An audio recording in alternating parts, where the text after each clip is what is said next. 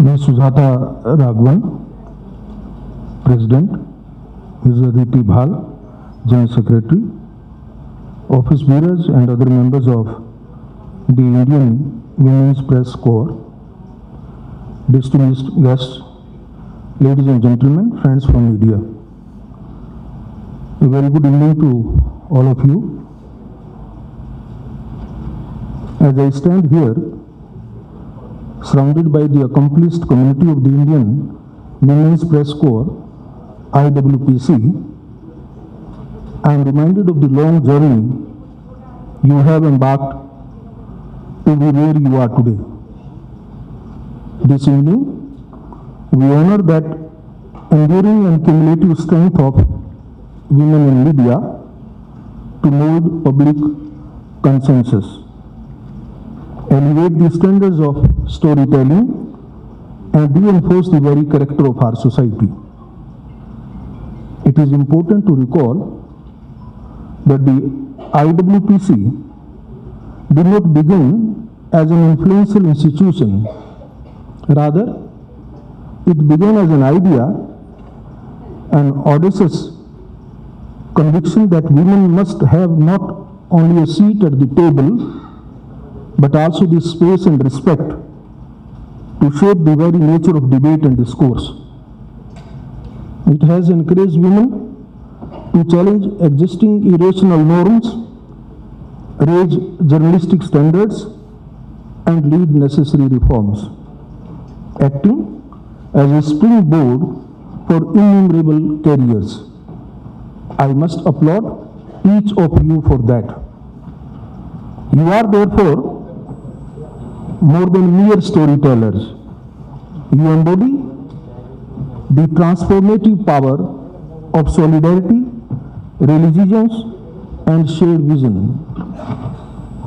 In celebrating the 31st anniversary of IWPC, we must honor the spirit of women everywhere who have reported from the conflicted zones, edited crucial stories under deadlines, anchored spirited debates, and driven far-reaching investigations. It is important to remember that you bring more than just professional skills when women cover stories on politics, health, education, and social reforms. Their journalism reflects the intricate complexities of our society and fosters the democratic participation necessary for true progress. Across India and globe, women are transforming journalism's landscape by pioneering local reporting teams that document social injustice, gender violence, and policy gaps. Their persistent, impartial journalism, coupled with their engagement with the local authorities, has led to a tangible change from improved infrastructure to greater legal transparency. Furthermore, through mentorship and practical training, women journalists empower new reporters, especially those who, with less formal education, are in a disadvantageous situation, and thereby you are expanding independent journalism in regional languages and dialects. With the passage of time, women have demonstrated that vision and competence, and not gender, are what make true pioneers in media. Across newsroom and broadcast booths, women now fill every role as newscasters, camera women, reporters, and more. At the same time, our understanding of media is rapidly evolving, driven most notably by technological developments such as artificial intelligence. Sujata ji also made a reference to that, and I believe your edition which you have released today is completely devoted to the effect and influence of artificial intelligence on the very industry of media or media as a profession. The days of relying solely on newspapers for local and global news are almost gone, as most people are now turning to a variety of online platforms for updates and stories. AI and other automated tools undoubtedly expedite research, streamline newsroom workflows, rapidly analyze vast data tests, and even support swift real-time fact-checking. Nevertheless, it is vital to acknowledge that the unrestricted use of AI comes with its fair share of risk, especially concerning the privacy, dignity, and safety for journalists and the subjects of news reporting alike. The spread of deepfake technology and doctored images only serves to amplify these dangers. In this backdrop, women journalists tend to be disproportionately targeted. Perpetrators misuse private data, fabricate incriminating content, troll incessantly, and manipulate images for psychological and professional harm.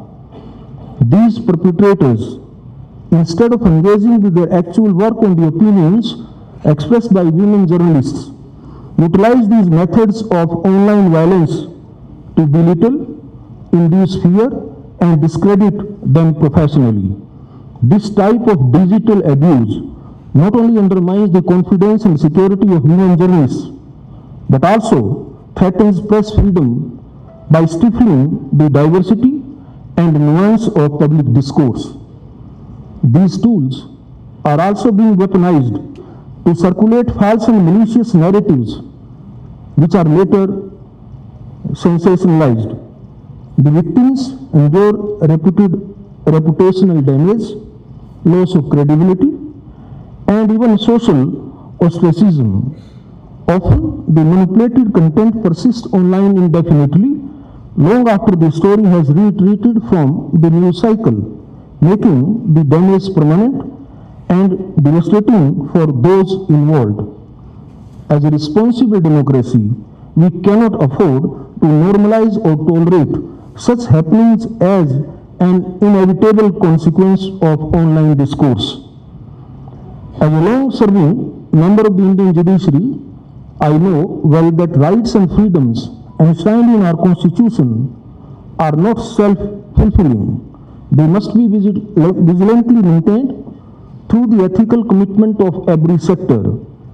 For this reason, it is essential that our media organizations and governing bodies develop strong protocols and industry-wide regulations that specifically protect women journalists as well as victims of false narratives.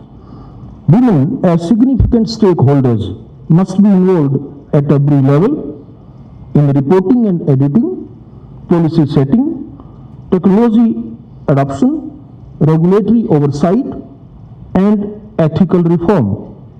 I hope that this will inspire the IWPC to expand its central role by leading training programs in digital safety and advocating for fair practices. My experience on the bench has taught me that mutual respect, open dialogue, and a shared vision are our best defenses against the perils of unrestricted use of AI. By holding institutions and individuals accountable, demanding transparency, and refusing to lower ethical standards on sites that sometimes and often we call as unsocial media, we secure the foundation for true journalism and the health of our democracy. I firmly believe that solidarity yields achievements. Remember, very recently, our national women's cricket team achieving its name in the history is a powerful reminder of how Indian women persistently break barriers and set new standards of excellence, whether on the cricket field or in the press gallery.